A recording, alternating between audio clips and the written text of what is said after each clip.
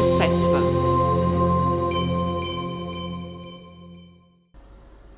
Good afternoon, my name is Cleo Lamar. I'm the Artistic Director of Clonmel Junction Arts Festival, and we're delighted to have made it to the opening event of the 2020 festival, which also happens to be the 20th edition. We chose 2020 Vision as the theme of this year's festival, to explore creativity and its origins, to look at how we look, which has taken on a new meaning in these difficult times. Art exists because someone is there as a viewer, and we chose to explore the relationship between the artist, the artwork and the audience with a range of different events in 2020. I hope you will enjoy their reimagined virtual version, and thank you for joining us here in Clonmel. We hope you can come here in person in 2021. There is a huge range of people to thank, so many people to thank. The Arts Council of Ireland and Tipperary County Council for their continued support of the festival, as well as a range of other funding bodies, corporate sponsors, patrons and friends. The staff, the crew, the audience, the board, the volunteers, the artists. This doesn't happen without a huge range of people, and once again, on behalf of the festival, I thank you. There are two people I need to single out. It's generally true that the festival wouldn't happen without our production manager, Colin Everett, but this year more than ever, and he's leading up a very, very dedicated, talented and creative bunch of technicians and production staff. Thank you all. Also, Elizabeth Bartley, who's our graphic designer, has gone way above her job description in the work she's put in for this year's festival, so thank you. The Visionaries Symposium was planned to bring some very interesting and inspiring artists to Clonmel, and we're glad that we can still do that virtually. I feel this window into the work of three very different artists in three very different art forms is a perfect way to start our 2020 festival. We're delighted to have RTÉ Arena presenter Seán Rocks with us to host the symposium.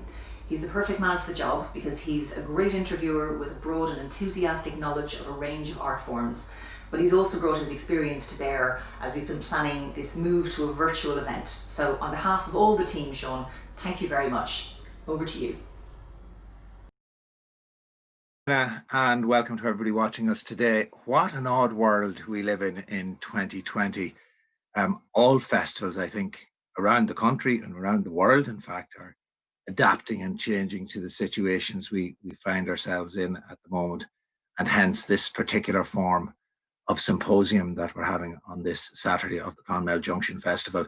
I'm well used to speaking into what seems like an empty space on a nightly basis in a radio studio. Somehow doing this on the laptop in a bedroom at home is a totally different experience, but I think the three people that we have to speak for us today will make it a special event in any case. So the Visionaries Symposium will give us a real chance to hear their thoughts on artistic visions and how they have adapted those visions through their different artistic practices. First of all, a man who has been at the cutting edge of Irish music for almost half a century. When studying in Holland, his teachers referred to his being, quote, the flowering of a seed that was never planted in this country. Thankfully, that flowering continues unabated, and his latest composition is an opera called I Girl. He is Roger Doyle, and good morning and good afternoon, I suppose you should say to you, Roger. Second, we go to a woman who has dedicated her artistic endeavours to challenging and encouraging us to find new ways of seeing and looking, just like she did with the landscape where she grew up, the Burren in County Clare. But what visual links do you think there are between the British Museum, a centre for direct provision, and a limestone quarry? Well, if you stay with us for the next hour or so, you'll find out. She is Ailbhe Ní Bhriain, and hi to you, Ailbhe. Hi. Finally, last but by no means least, a man whose personal experience, I think it's safe to say, led directly to his founding of Cardboard Citizens, a theatre company that specialises in empowering homeless people in the telling of their own stories. But this is not a theatre that's full of worthy telling of worthy stories where aesthetics are ignored. This is a theatre where the telling must engage and it must entertain. And I think in some of the pieces we're going to see later on, and indeed from the man himself, you'll see how important that engagement and that entertainment is. He is Adrian Jackson. Hello to all four of you, and great to see you. Well, I suppose we do the is symposium waves the way to start something like this? I'm not sure. Roger, oh yes, a royal wave from Roger.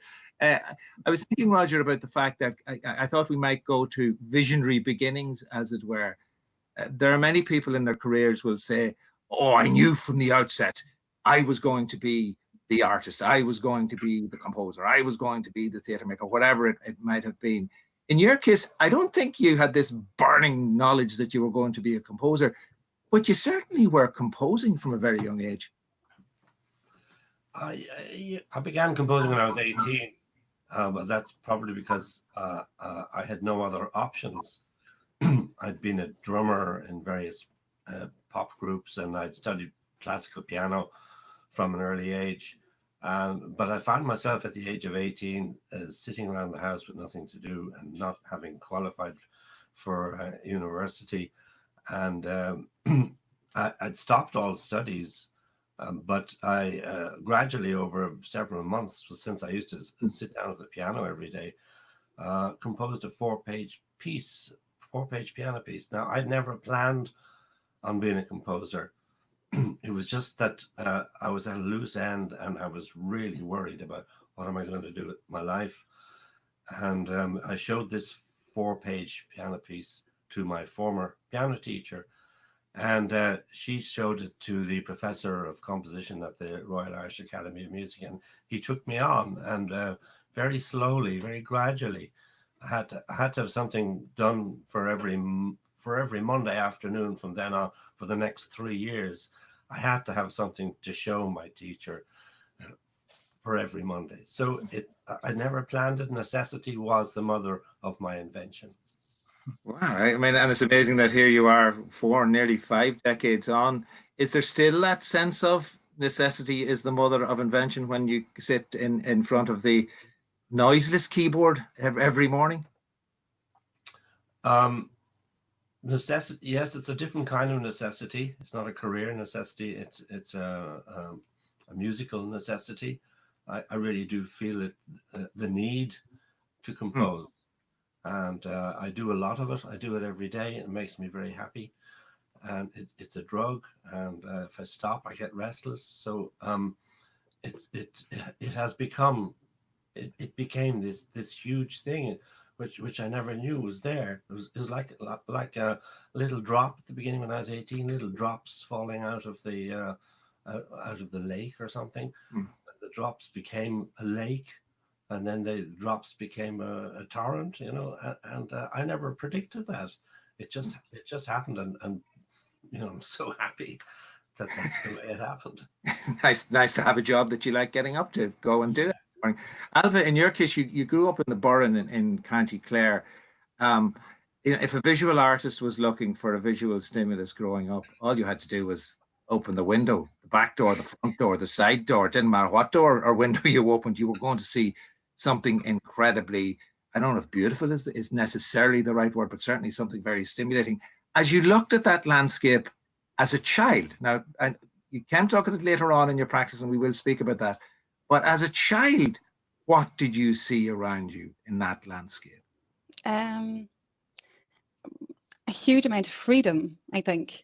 I do remember when I went to art college, and when I went to art college, it petrified me because I was very much without the normal skills that people usually go to art college with, in that I really couldn't paint or draw. But I was really struck very early on in that it really felt like being a kid again, in that you went and gathered stuff at the weekend and brought it back, and your tutors were delighted. And it felt like you were given this license to play again. And I think for me, that's kind of what growing up in the Burren was. It was, it sounds so trite to kind of say it, but it was spending full days on your own, running over karst landscape. And it was a huge imaginative space, definitely. And were you mentioned gathering stuff when you were at art college and bringing it back to your tutors. Were you doing that as a young girl growing up in the Burren? Were you gathering stuff and bringing it home to your parents? And were you gathering it with visuals in mind, or was there something else in mind? I think kids are just compelled to gather, aren't they? It's like a way of making sense of the world. You you're always trying to figure out, yeah, what you're looking at and how that, what meaning that has for you, and how you can reinscribe that meaning by putting it in your bedroom or putting things in a row. I mean, I remember being really struck by hearing Dorothy Cross, who just talks so incredibly about art, but she was saying art is the way, I'm misquoting here, but it was the bones of the way you put a stone on a window, that's art.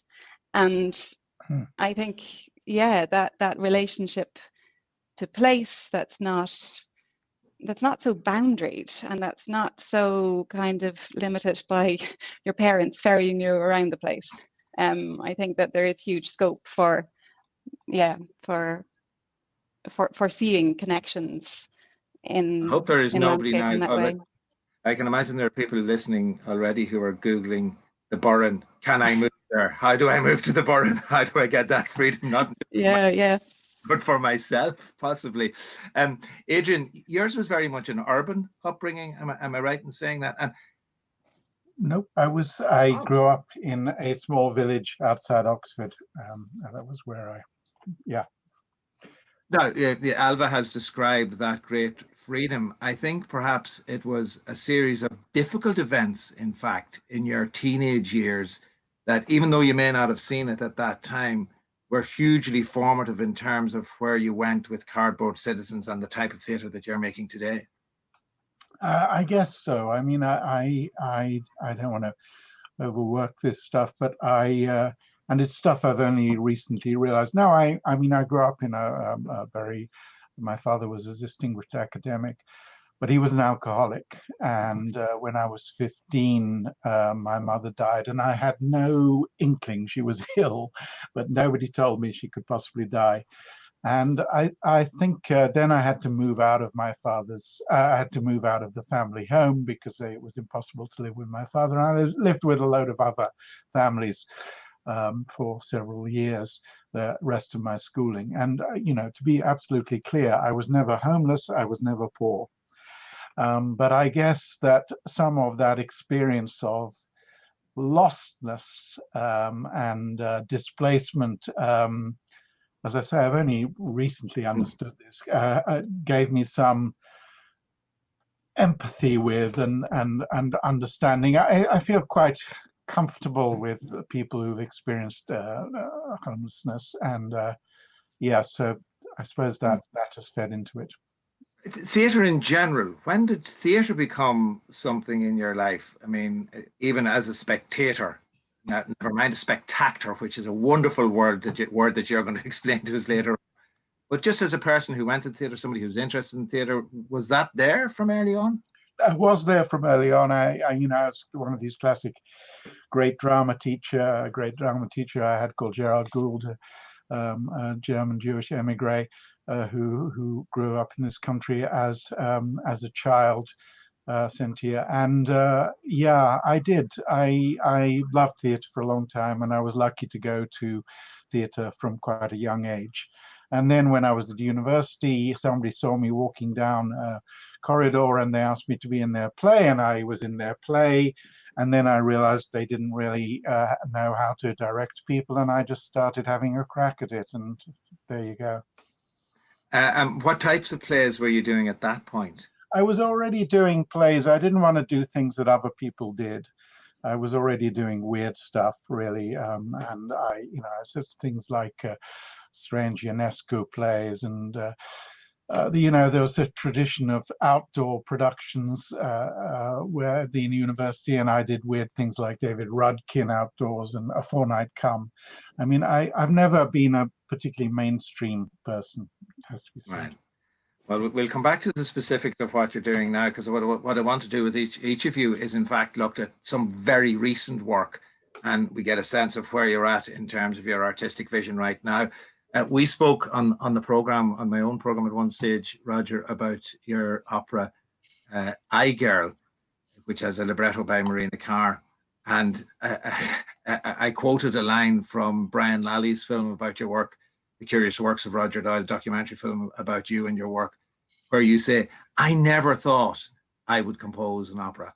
And yet, from the very first time I ever met you, you were so immersed in theatre and the theatre world in lots of ways. I thought, well, musician, theatre, opera seems like an obvious place for him to go. But why did you think you'd never compose one? I suppose I've gone from never thinking I would compose to never thinking I would compose an opera. Of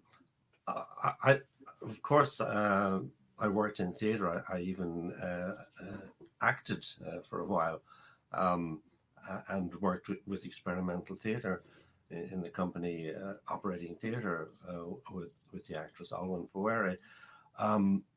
Opera was something that I actually it kept me at a distance. I never really got into it. The vibrato heavy singing pushed me away. As soon as I started this, sometimes you couldn't hear. There was so much vibrato, you couldn't hear the note they were singing, and you had trouble hearing what the words they were singing. So it took me a long time to realize that yes, I would like to do one, but not with those voices, not with opera voices. So an opera without opera voices. Well, there's loads of other fascinating voice types that you can use, and I've used them. I've chosen the singers. In both cases, the two operas I've composed, I chose the singers, and that's either pop singers or early music singers, singers from other cultures, and of course trained classically trained singers too. But they don't all have the heavy vibrato. So that's once that fell into place. So then I was full steam ahead. Formed an opera company with the director Eric Frad. We did our first one in 2016, and now since I did that one, I really wanted to do another one. And Marina Carr's text was the thing that was the springboard for me. She sent me a text, and I just loved it. Yeah, her text is it's like a series of it's not quite right to call them monologues. They're kind of like poems. I suppose they're spoken word in some ways in the way she had written them initially. We're in and around what type of characters is she exploring across the text? It's a number of types of mythological heroes. Would that be a way of putting it? Yeah, Greek mythology comes into all her work, and it's here. There's mythological characters, and there's historical characters, and nearly all of them are women. And there's a present-day narrator who becomes Marina herself. She's the sort of one of the characters in it, talking about herself and her own insecurities, even. So the whole thing is very kind of epic. Yeah, epic. And I wanted the music to be epic as well. And as the years have gone by, I've learned to think bigger and longer and more epic and richer the music to be. And I had just bought some new software. It's an electronic opera, so there's no live musicians. There's live singers. When it could, if it ever gets to be done, there's no production that's going to happen. So Clonmel is the very first iteration, the very first part of this opera to be done. Yeah, because what we're getting in Clonmel is Trish McAdam has made a film with Morgan Crowley. There's one male character in the midst of all of this, Oedipus. And Morgan Crowley plays that part. Where does that fit into the overall scheme of things? Well, he's one of the characters. I mean, all the characters are talk about sacrifice and suffering, and sadness. I think those would be the three overriding emotions that you feel. So Oedipus had I didn't know these stories before. I don't know if you're all familiar with the Greek tragedies, but boy, did Oedipus had it tough. Yeah, no, did he have a tough time? But he gave others a horrible time. He certainly did. And Well, I'd worked, I think yeah. we could usefully do is look at a clip from the opening section of the opera, or the version that Trish McAdam has made, which will be shown later on this evening in its entirety, but we're just going to get a little sense of it. And as you say, I suppose the thing about Oedipus is he marries his own mother unbeknownst to himself, so he becomes, as the text kind of explains at the beginning here, he's his brother's father, he's his daughter, he's his sister's father, he's his mother's son, or he's his mother's husband. There are all sorts of complicated relationships that arise because of what happens to him. Let's have a listen to Morgan Crowley and Trish McAdam's realization of the opening section of Ailbhe.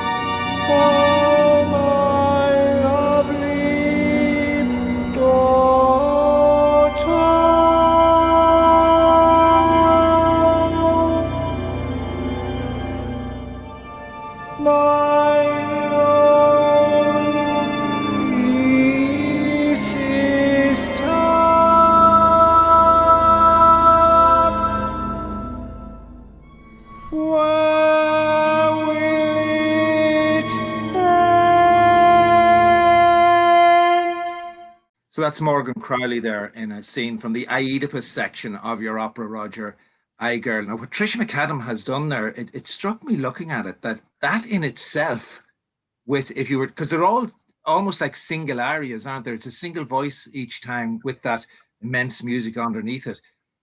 You could work this as a kind of film version of it very, very well. That piece really worked for me.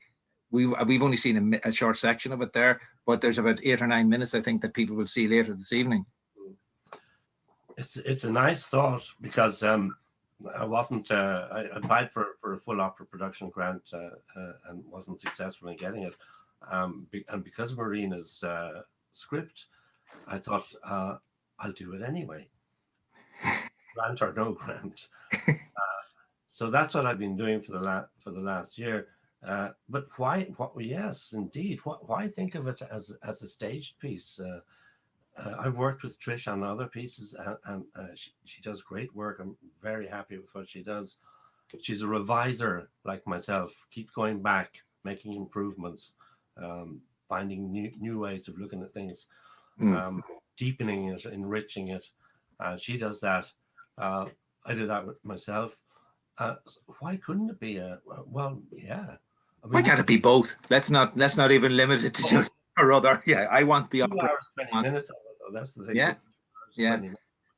And as I said, people can get to see a fuller version of Oedipus this evening. Eventbrite.ie will bring you to everything that's happening at the Clonmel Junction Festival. All of the events are free. There is a facility to donate if you would like to do so, but you can watch everything and for absolutely no cost at all.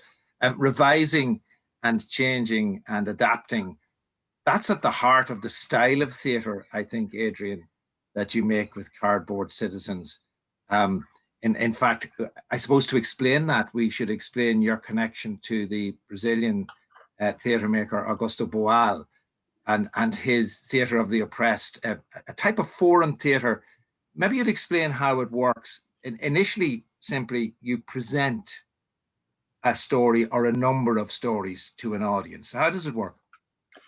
You have it basically. I mean, you present a story, which is a play like any other play, but it's shaped slightly differently. It's likely to feature a protagonist, Boal, actually, Augusto Boal, who invented this Theatre of the Oppressed. Also, Roger was very keen on the Greeks and borrowed their terminology, so protagonist was very important to him.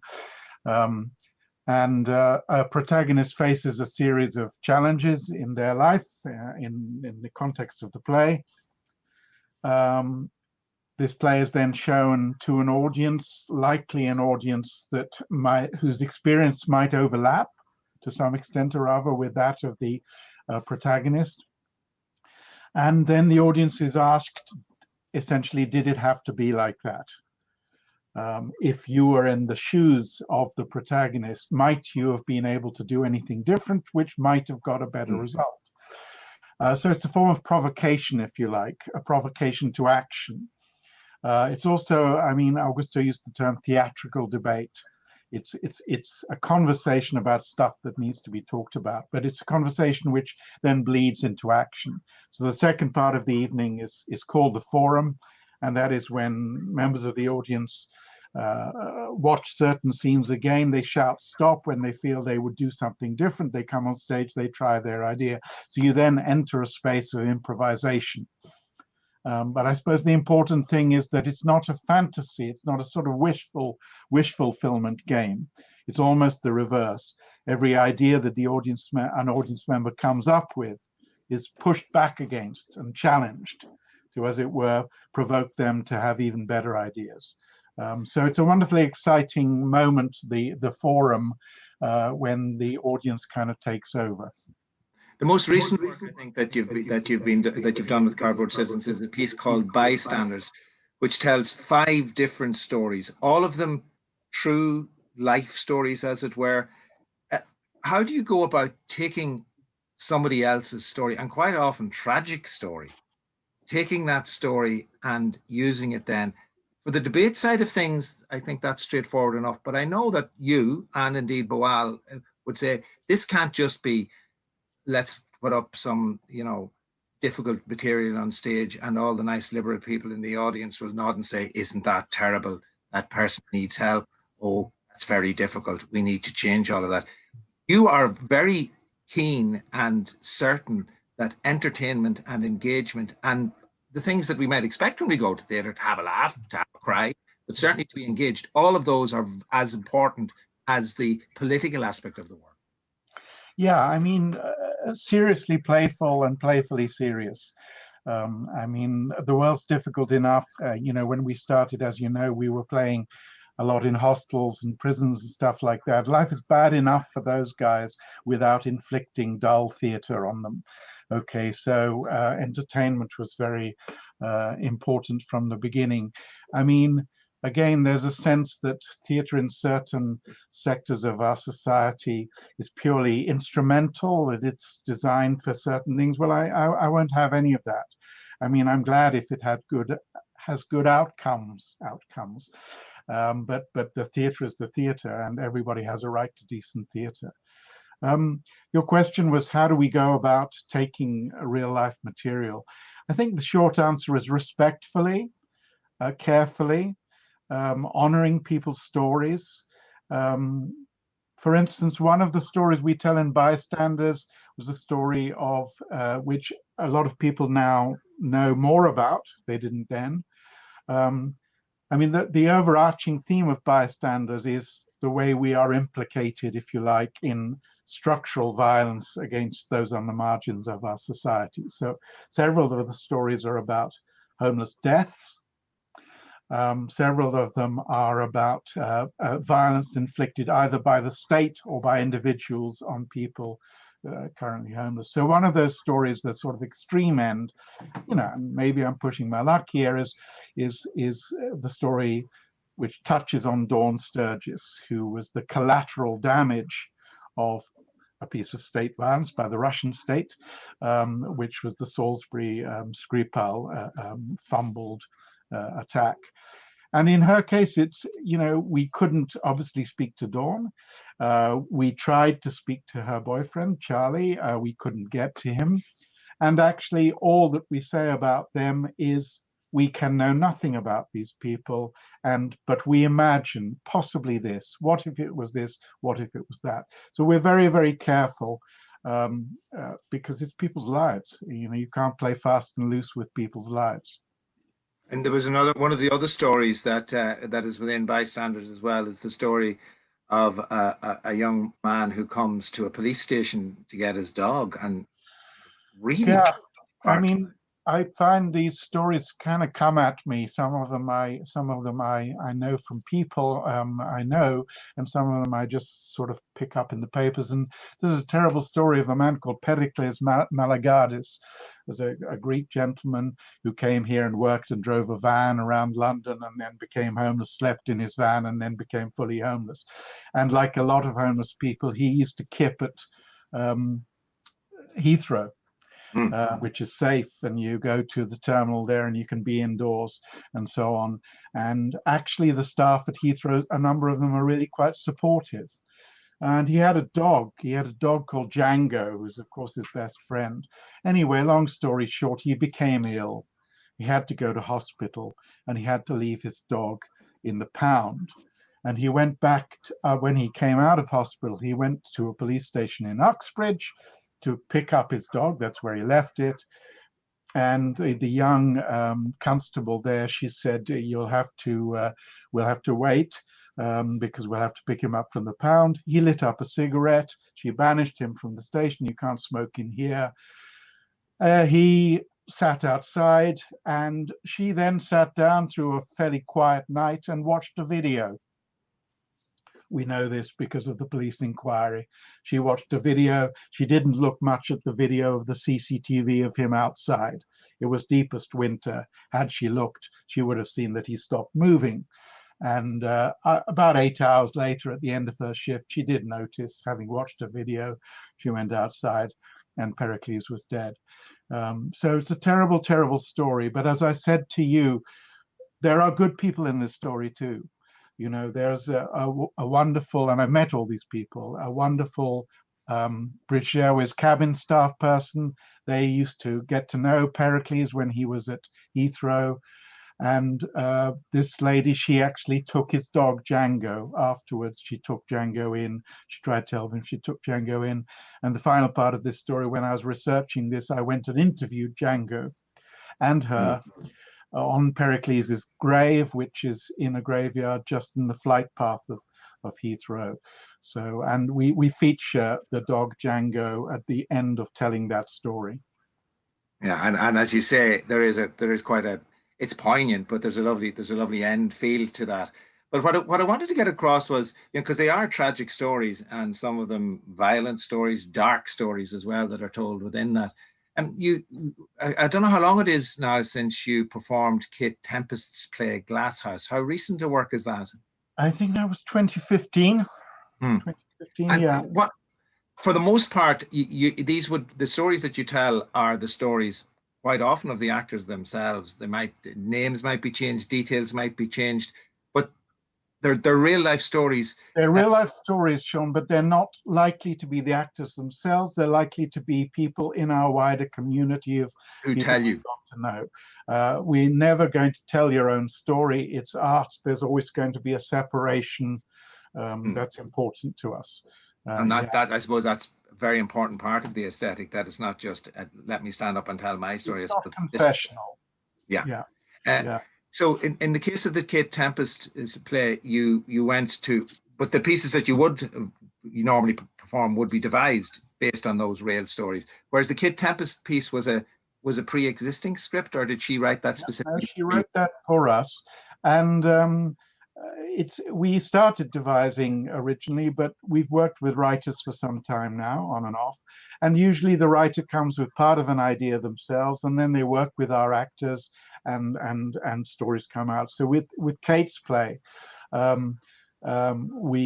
was a story. One of those stories was a story which came from within Cardboard Citizens. One of those was something she knew, and I think the third one emerged. And then they sort of blended into one. And as you remember, the telling of that story, which is clever, it's the same story told from 3 points of view, which is a classic trick from Rashomon by Kurosawa onwards. You know, yeah. I think we can take a clip from the play at this stage, and this is from the early section, you know, before the forum discussion part, where the audience are simply presented with the story. We've three characters. We've Ria, who's the mum in this situation. We've Paul, who's the new partner of the mum, and then we have the daughter Jess. And Paul has just arrived home from work, and Rhea has received a very important letter in her hand. So let's see how that scene plays out in the actual play.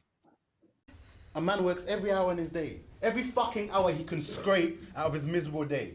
Comes home, all he wants is a nice hello. Something hot to eat, a clean fucking house. Have you seen the state of this place? Calm down. I'm fine.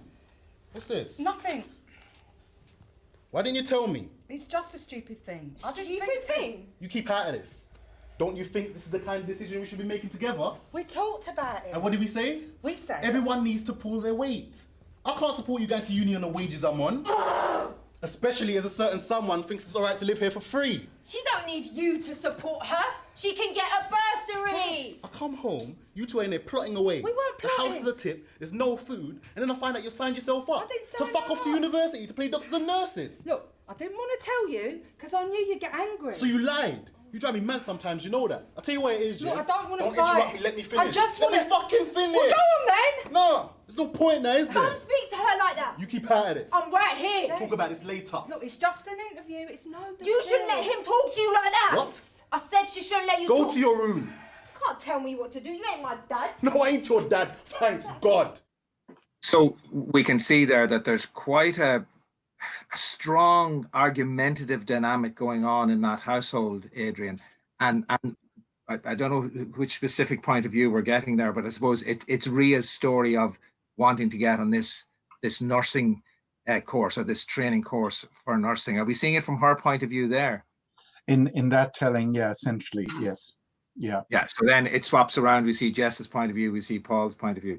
Now, later then, the second part of the evening, which is, you know, I really wondered, I've never seen one of these things happening live. So I loved what I saw when it came to the actual, the forum part. There was one woman who got up, Jess discloses rather to her mother that she's gay at this point, and there's a conversation with the girlfriend, and a woman from the audience came up and reworked that conversation into a way that didn't turn into a row, which was lovely. There was another section where we had one audience member suggested, oh, they should go to a safe place like a park and have a chat. So they go to the park, and of course there's joggers going past, there's people going past with dogs, they're totally interrupted. But this last guy who came up, he was a total entertainer. Maybe you just explain how he presented himself to the group, and then we'll see what his intervention actually led to. Yeah. Well, actually, it transpired he had seen the play a week or so before, and he'd come back to see it again in a different venue. So he had been plotting. Okay. And he's in fact a guy we first met in prison, and fortunately he was coming out reasonably soon, so he connected with us. But he just thinks the family should talk to each other in a civilized way. And when you're sitting in an audience, you can see exactly what needs to be done. But when you come up on stage, it's not always as easy to execute these clear, sensible strategies, as you'll see. And he has a darn good stab at it. Yeah, and the other side of it is that, because obviously you're actors, they're not just going to say, oh, that's a great idea, let's run with that. They're going to push back immediately and try to push back. They react as they feel their characters would react, kind of on a bad day. And that makes the game more fun. It's a game, but it's got a serious intent. Yeah, and despite the fact that he clearly had been rehearsing and planning this in his head for a week, it didn't go quite the way he expected. Let's have a look. Yeah. Something like that, isn't it? Don't talk to her like that. Stop! Okay, and he's chosen this as the moment for his therapeutic intervention. This is the kind of thing we need to talk about. Go, Paul, Mum, listen, every day we hear this sort of thing, you know, you two are always arguing, you're really not listening to each other at all, you know, and it's the same thing every time. Now, you know, like, I was watching this YouTube video. I was just wondering, can we just try something? can we just try, Mum, please, right? Paul, can we just try something so that you can listen to each other, so that you can get your needs met and Mum can get her needs met, so it's like a win-win and you both feel good? Or would you rather just argue about it and feel bad, you know what I mean? What is it? What is it? All right, well, what I need you to do, I need you to just have a little seat. Have a seat. I'll make you a cup of tea in a minute. Mum, sit down, because, like, remember, you liked each other at one time, you know what I mean? Jess, Yeah. are you all right? Yeah, I'm all right, but I'm all right watching YouTube videos, Mum, you know what I mean? And I've got this, yeah? Okay, right now, no, I'm not smoking. Okay. Yeah. Paul, right, you seem the most upset, so I'd like you just to say, what is the problem? Say to Mum, what is the problem? Mum, don't talk when he's saying it. Don't say a word. Right, I know it's going to be really hard, but don't say nothing. Paul, keep it short, mate. Paul, what's the problem? Well, I don't understand why we didn't have a conversation about this. Well, we did actually. Whoa, yo, can you not talk? You see that? Mum, Interrupting. Because this will only work if you do not talk. Right? It takes 10 seconds. Paul, go for it. Why didn't we didn't discuss this? And even you, like, not tidying up the place, things like that. I'm just all stressed. Right, is that, okay. Mum, what I want you to say, all I want you to do is repeat what he said. What were the things that he's saying? He's stressed. He's stressed. And he don't like the fact that the house is a mess. Okay. And he's pissed off we didn't talk about that. Okay, that's fair enough, isn't it? Okay. Now, all right, so do you think that you've been heard? Yeah, is there anything else you wanted to add to that? If I remember the YouTube, yeah. Have you been heard? Right. Next step, right, Mum, right now, Paul, I need you to be totally quiet, right? While Mum says, what is the problem? Because I come and use both arguing, so it's not just about you, yeah? So, Mum, what's the problem? Well, Jess, I think you need to do more around the house and everything. Yeah, but not only at me, you know what I mean? I know that. So as we saw there, Adrian, he just doesn't get his way at all. They begin to turn things back on him and as Jess, and that's what's lovely. The audience members are thrown into the characters. They take on the personas of the characters. They get to wear their costumes, carry their props. Have there been situations where you've been absolutely taken aback by solutions that perhaps an intervention has given? Too numerous, in fact, to mention.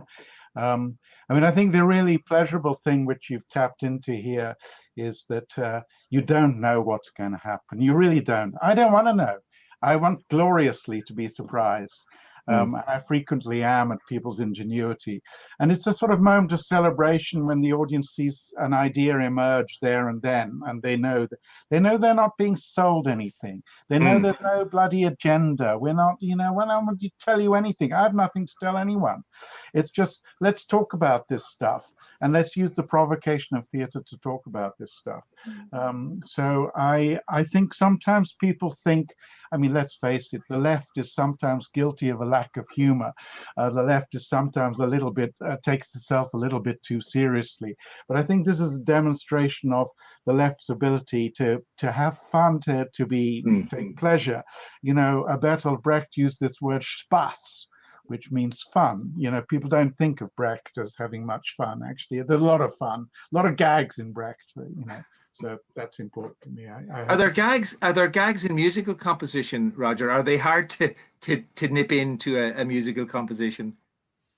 Gags, I usually recoil from music which is trying to be funny, but you can certainly take the piss. One of the things I did was many years ago was to compose a 5 CD set called Babel, and within the Tower of Babel was a radio station, an completely imaginary radio station, and there's 2 hours of it, and I worked with DJs, but it's all my music. I worked with actors and DJs, and there's ads, there's traffic reports, there's weather reports, and it sounds just like radio, but it expresses my distaste for commercial radio in a big way, and it's a laugh. I mean, you would be laughing as you're listening. It's called KBBL, broadcasting from the tower. Yeah, that it is. Let's go to Ailbhe. Let's go to Ailbhe at this point. I'm just wondering, Roger, if I ever need a job down the future of KBBL, we might come back on that one and see if you can. Yeah, that's a whole other show that I'm inventing for myself now as well as for you. Ailbhe, a couple of interesting things that I think both Adrian and Roger have mentioned that feed directly into your work, in fact. Roger mentioned the idea of revising, and seeing things in a different way, which is what you're all about. And Adrian mentioned there too this idea that you never know what the outcome is going to be. There's a kind of a chance element in when you invite the audience up to say stop and then to do whatever they're going to do. You've no idea what's going to happen there. Yeah. Because you mentioned about the freedom, the sense of freedom that you had growing up in the Burren. When did you start to look at that landscape differently? I think it coincided perhaps with your starting in art college, and you began to look at those wonderful limestone, not only in the Burren, I suppose the limestone, natural limestone that is there, but you began to look at the walls, the stone walls around both Clare and maybe even more so in Galway and Connemara, the Aran Islands, in fact, wasn't it? Yeah, I think the dilemma of how to represent that landscape cropped up really early, in that I think, like most art students, like writers, you're told to write about what you know. So you go to the place and you hold up your camera, and there was just this shock of everything instantly tipped into cliche. You could not take a picture of the Burren without it feeling like a Board Fáilte campaign. So it just threw up this kind of realization of this very constructed relationship between place and image and meaning, and how to untangle that became a kind of fairly formative dilemma for me, because I did want to keep working with it, but it was like how you disrupt it, all this baggage of associations. Was the experience that you went home, whatever, one of those weekends that you were off back to gather a bit of stuff and bring it back to your tutors at art college, you put your camera in front of your eyes, took a picture, and the minute you looked at it, you thought, that's like something I'd see in a tourist advertisement, and I want to get away from it. Were you not capturing the essence of what you had experienced as a child? Was that the dissatisfaction? I don't think it's as straightforward or as linear as that. That stuff creeps up on you, and that you're kind of trying everything for a long time. But it definitely was this recurring thing. I was kind of drawn to this landscape. Did become a bit of a touchstone for me, and I just started to recognize the kind of problematic nature of it, and how to work with it started to kind of intrigue me as much as anything. And I think it kind of mapped on to a similar dilemma I was having with medium, which was I was working in printmaking and photography, and I loved the kind of alchemy and the process that was involved in both of those, where you're very much alert to this emerging image. You're always you're seeing something in the process of becoming, and then you end up with this final print, which felt to me very disappointing, very kind of dead. So I started to realize that it was something in the process itself, and this moment of kind of passage or in-betweenness that was interesting. So in a way I brought those two things together, and almost by literally disrupting the image through film and bringing it back to this kind of material uncertainty became for me a way of disrupting the subject of landscape and kind of locating the subject in terms of dislocation rather than in terms of this kind of set narrative or set association. Well, in one of your most recent works, Inscriptions of an Immense Theatre, when was that? When was that actually completed? That work? That was 2018. It showed in Temple Bar in just December 2018 for the first time.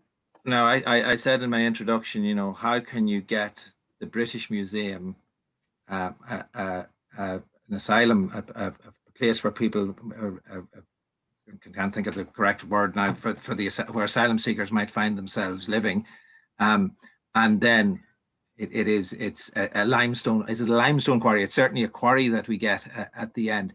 Like, they seem so disparate. Did you, when you started making this piece of work, did you have those three images in your head and thought, I'm going to put these up against each other and see what comes out, or how did the work develop? Again, it's probably hard to track back to kind of a single moment. I think a lot of my work, and I was interested in what you were talking about in terms of that too, Adrian. It's like almost if you put things next to it. It's almost like nudging quite distinct things into proximity and to see how they unsettle each other, or how they kind of start to disrupt the kind of familiar narratives. And I guess all of those locations are linked for me in this kind of umbrella of looking at a kind of colonial or imperial legacy. But the British Museum very much is a follow-on from my interest in landscape and the problematics of a visually inscribed site. Because of course a place like the British Museum is very much controlling a cultural narrative. It still purports to tell the story of human culture. This is its claim. So once you're inside that, there is no way that you don't get into tricky territory. So the accommodation centre for me became a kind of a parallel in terms of a site of displaced culture, and both of them deeply inscribed by loss, in that the story of culture that you're receiving through a museum is also, it has a parallel story of destruction and loss and absence. And that maps on very closely to that colonial, like, horrific legacy, which we're seeing in human displacement. And then the quarry, I guess I was looking at it as a metaphor for both of those, in that you're seeing this inscription of this geological history, this deep time, which is exposed on the rock surfaces, but you're only seeing it through the act of destruction of that site. So again, that kind of mirrors the other sites. But I think in a more literal way, it also, in talking about the Anthropocene, there is a direct link between that kind of colonial plunder or acquisition and the kind of climate emergency that we find ourselves with now, and that also being a trigger for human displacement. So I think they all circle around each other, but I'm trying to explore them in a way which is not didactic, that just allows them to sit in this space of suspension and hybridity and discomfort, you know. You've put together a little section from Inscriptions of an Immense Theatre where we will see about a minute of each of those various images. The work itself is about 18 or 20 minutes, I think, or maybe even longer than that in total, is it? But let's have a look at this 3-minute extract that you've put together for us from Inscriptions of an Immense Theatre.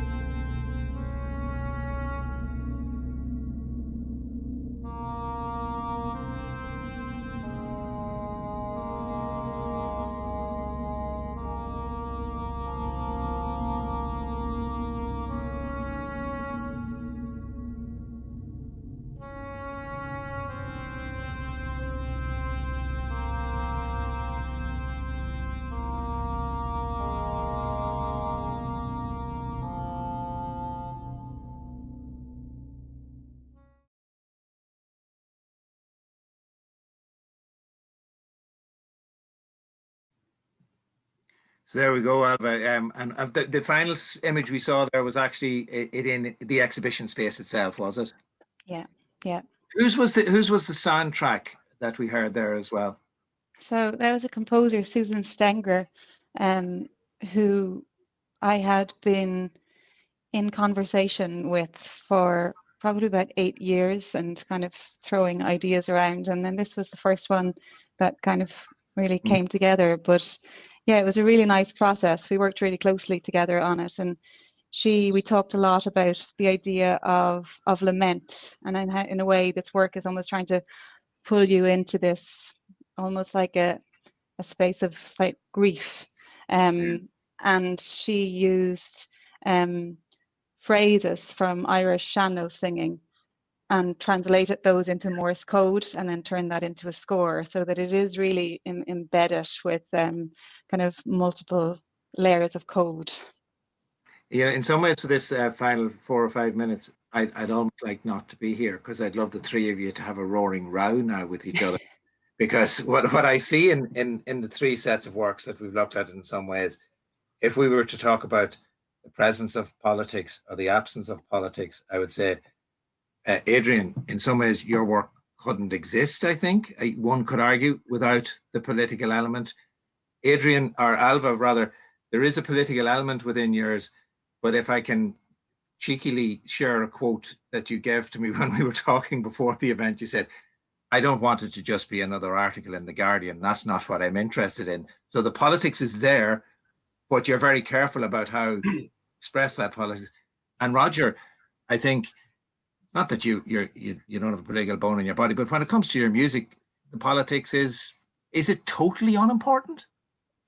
Well, I suppose one way of thinking about it is the politics of feelings, maybe. I'm very keen on when I'm composing stuff that I feel either for the characters that are in the text or for the subject at hand, whether I'm having a laugh or whether I myself am feeling upset by some of the material. So that's not really, that's in a very vague way political. But I feel as though if I'm not feeling it, then you won't feel it. Mm. So you would talk about an emotional politics as much as any. Emotional politics. How would you define the politics in your work, Ailbhe? I think that, it's the idea that politics are much too important to leave to politicians. And I think it's almost in the claiming of that space of uncertainty or kind of permeability and avoiding the kind of false binaries, which so much of contemporary life is kind of pushing us in, whether it's an algorithm that's almost bringing us into this combative duality or else this kind of tribal sense of left and right. And I think that it's not activism because it's not the place for it. Not that there isn't a place, but I think in terms of what visual art can do is maybe pull us into that space of experience. It's an experiential moment, and it's maybe around the estrangement and the alienation, and that becoming maybe a space of openness, where you can engage with the complexity and the contradictions that are embedded in any of those really important conversations that we need to have about how we talk about representation, how we talk about identity, how we talk about decolonizing from this Western white straight male indoctrination that we all have. But I think that's a really complex discussion, and that there needs to be a messy, slippery space that we can actually engage with experience and narrative, and yeah, that's something that avoids binaries. Adrian, your work does seem like the one that is most overtly political. Can you conceive of it theatre as having no politics within it at all, or is theatre a place of activism and that's where it should be? I can't conceive of much having no politics in it at all in the universe that we're in. So I would find that difficult. But I tune into what Ailbhe was saying about the binaries. It's really important to me that this is a dialogue. This is a conversation. This is what Boal was interested in. This is what I'm interested in. I love an argument. I don't want to agree with people. It's really boring. And a lot of the political space currently is about being with people that you agree with. And it seems to me the critical space of forum theatre, that space of debate, is more important than ever, because there are so few places where we meet the other and talk in a civilized, playful, enjoyable way about stuff that affects us both. And instead we just demonstrate about this and demonstrate about that. So I mean, I just want to stress, it's not about a party politics at all. It's about the deeper sense of the word politics and how it crosses over into all our areas of our life. And, we know the personal is political. I mean, that's a cliche by now. I might suitably finish up this section of our discussion. We'll have some questions and answers from those who are watching shortly. But Roger, if I can come to you first on this, you brought me through the other day quite nicely each decade of your life and how shifts had come from your early compositions on piano through the Babel CD that you mentioned, set of CDs that you mentioned to us, through to the opera that you're composing at the moment. Do you have any sense of this idea that an artist has some kind of vision? Does that ever cross your path on a daily basis? Or are you too busy working to be worrying about vision? Well, what do you mean by vision? What does it mean for you?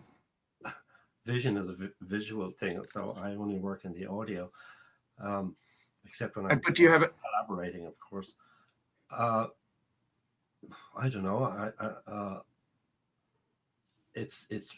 I've gone blindly forward in one way. I'm feeling my way in the dark, and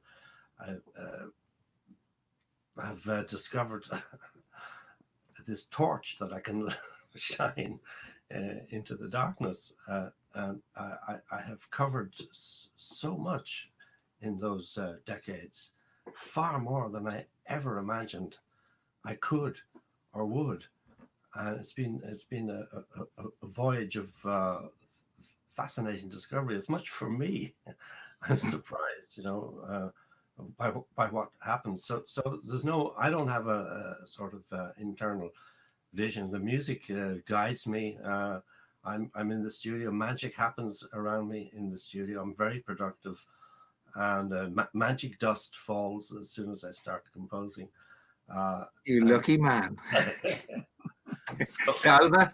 If that's a vision, I don't know. Well, I'll take it if I can have magic dust in my studio on a daily basis. Yeah. Do I have magic dust? Is that the question? I don't think so, actually. Yeah, I guess, I don't know. I think it's kind of, you're always chasing the happy accidents. And it's that, like, I had a constant game that I used to play as a kid of trying to imagine the room that I was in back to front or upside down, and almost trying to tease your head into that point where you couldn't remember which way was which, that you'd convinced yourself enough that something was another way, and then you kind of sat in that slippage between not knowing the sort of fact and fiction, reality and imagination. So I think in some way I'm making work to always chase that little rabbit duck moment, that little high of when things feel like they just get interesting and get a little bit unstable. Yeah, so you're the Mr. Topsy Turvy of the Mr. Men. I don't know if you know those books or not, Mr. It's kind of lost on me. Yeah, he sees everything upside down and back to front. He's a very character. The words of somebody who's reading to young children. Yeah. Adrian, that idea of artistic vision, is it far too grand a thing to be getting in the way of doing your work? Well, I always think artists, I mean, sometimes they're accorded some kind of weird special privilege, and it's just a job. It's a job. It's a job, and we do our best. I mean, I tune into a lot of the things that have been said by Roger and Ailbhe. I mean, it's stuff happens. Your question always is, how can I tell this story? Your question, first of all, is, do I have a right to tell this story? And then your question is, how can I tell this story? I mentioned the story of Pericles Malagadis, who died outside a police station in Uxbridge. And we were some way into that before I realized who should tell this story. His dog, Django, should tell this story. He's the survivor of this story, and his view of it would be very interesting because it's probably not colored by anything. And that's one of those wonderful discoveries that just come on you, and you can't plan that. So I think an artist's vision maybe is just the way that they see something and have arrived at in the space, in whatever medium they're in, and then they share that way of seeing. So in that sense, vision as the sense, the shared sense, I'm kind of with that. That's okay. All right, we'll take a break at this point and we'll come back with some questions from those who've been watching our conversation.